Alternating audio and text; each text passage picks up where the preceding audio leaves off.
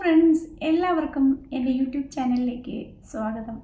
ഞാൻ ഇന്നിവിടെ വന്നിരിക്കുന്നത് ഒരു ഹെൽത്തി വീറ്റ് കേക്കിൻ്റെ റെസിപ്പിയുമായിട്ടാണ്. അപ്പോൾ എല്ലാവരും ഈ വീഡിയോ സ്കിപ്പ് ചെയ്യാതെ കാണുക. അപ്പോൾ നമുക്ക് താമസിയാതെ വീഡിയോയിലേക്ക് പോകാം. വരും.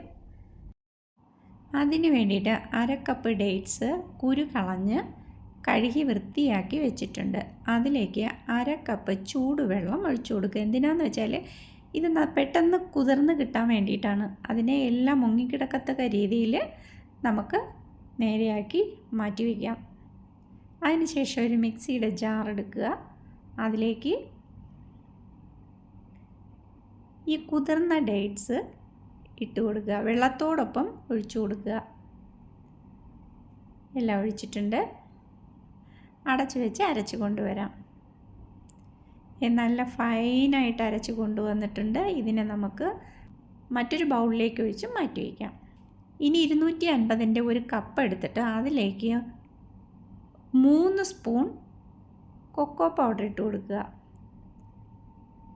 അതിനുശേഷം അത് നിറയുന്നത് വരെ, അതായത് ആ കപ്പ് ലെവലാവുന്നത് വരെ നമുക്ക് ഗോതമ്പ് മാവ് ഇട്ട് കൊടുക്കുക. എനിക്കിവിടെ 4 ടേബിൾ സ്പൂൺ ഗോതമ്പ് മാവാണ് വേണ്ടി വന്നത്. ഇത് ലെവലാവാൻ വേണ്ടിയിട്ട് ഈ കപ്പ് ലെവലായിട്ടുണ്ട്. അതിലേക്ക് 1/4 ടീസ്പൂൺ ബേക്കിംഗ് സോഡ ചേർത്ത് കൊടുക്കാം. 4 മുട്ട ഞാനിവിടെ എടുത്തിട്ടുണ്ട്. ഒരു മിക്സി എടുത്ത് വെച്ച് അതിലേക്ക് ഈ 4 മുട്ടയും പൊട്ടിച്ചൊഴിച്ചു കൊടുക്കാം. റൂം ടെമ്പറേച്ചറിലുള്ള മുട്ടയായിരിക്കണം നമ്മൾ ഈ കേക്കിന് ഉപയോഗിക്കേണ്ടത്. 4 മുട്ടയും പൊട്ടിച്ചൊഴിച്ചു കൊടുത്തിട്ടുണ്ട്. ഇനി അതിലേക്ക് നമ്മൾ അരച്ച് വെച്ചിരുന്ന ഡേറ്റ്സ് ഇതിലേക്ക് ചേർത്ത് അരച്ച് കൊണ്ടുവന്നിട്ടുണ്ട്. തുറന്ന് നോക്കാം. നല്ല ഫൈനായിട്ട് അരച്ച് കൊണ്ടുവന്നിട്ടുണ്ട്. ഒരു ബൗൾ എടുക്കുക. അതിലേക്ക് ഈ മിശ്രിതം അതിലേക്ക് ഒഴിച്ചു കൊടുക്കുക.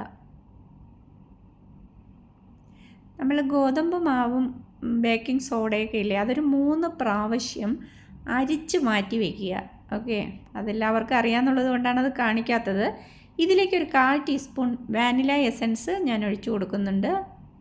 അതിനുശേഷം ഈ അരിച്ച് വെച്ചിരിക്കുന്ന ഈ ഗോതമ്പ് മാവ്, കൊക്കോ പൗഡർ, ബേക്കിംഗ് സോഡ ഇത് കുറേശ്ശെ തട്ടി ഇളക്കി കൊടുക്കാം.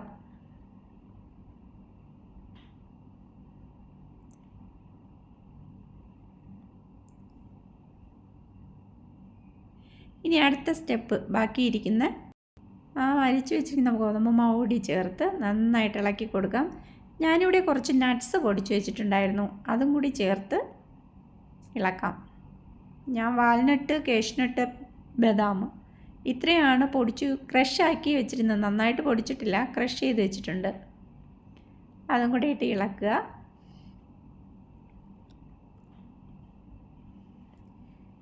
ഇനി ഞാൻ കേക്ക് ഉണ്ടാക്കുന്ന പാത്രത്തിൽ കുറച്ച് എണ്ണ തടവിയിട്ട് ബട്ടർ പേപ്പർ വെച്ചിട്ടുണ്ട്. അതിലേക്ക് ഈ കൂട്ടൊഴിച്ചു കൊടുക്കുക.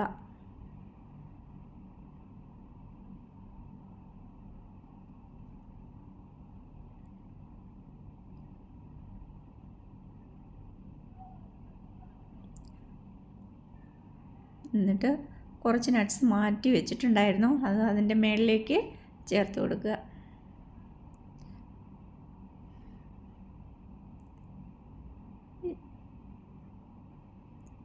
ഇനി ഒന്ന് ചെറുതായിട്ട് ടാപ്പ് ചെയ്ത് കൊടുക്കുക.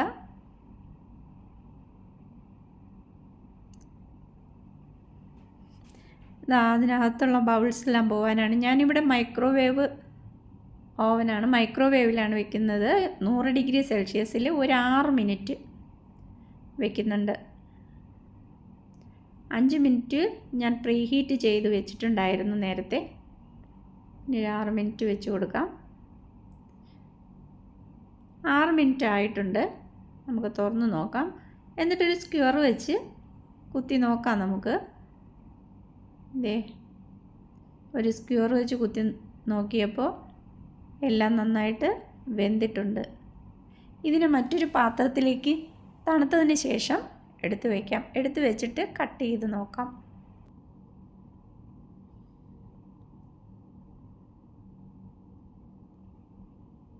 നല്ല സ്മൂത്തായിട്ടുള്ള കേക്ക് നമുക്കിവിടെ കിട്ടിയിട്ടുണ്ട്. നല്ല പഞ്ഞി പോലെ ഇരിക്കുന്നുണ്ട്. എല്ലാവരും ട്രൈ ചെയ്ത് നോക്കുക. നല്ല പഞ്ഞി പോലെ ഇരിക്കുന്നു. ഇത് ഡയറ്റ് നോക്കുന്നവർക്ക് ഈ കേക്ക് കഴിക്കാൻ പറ്റുന്നതാണ്. സ്വീറ്റ് കേക്ക് ഇവിടെ റെഡി ആയിട്ടുണ്ട്. എല്ലാവരും ട്രൈ ചെയ്ത് നോക്കുക. മറ്റൊരു വീഡിയോയുമായി വരുന്നവരെ നന്ദി, നമസ്കാരം. Thank you.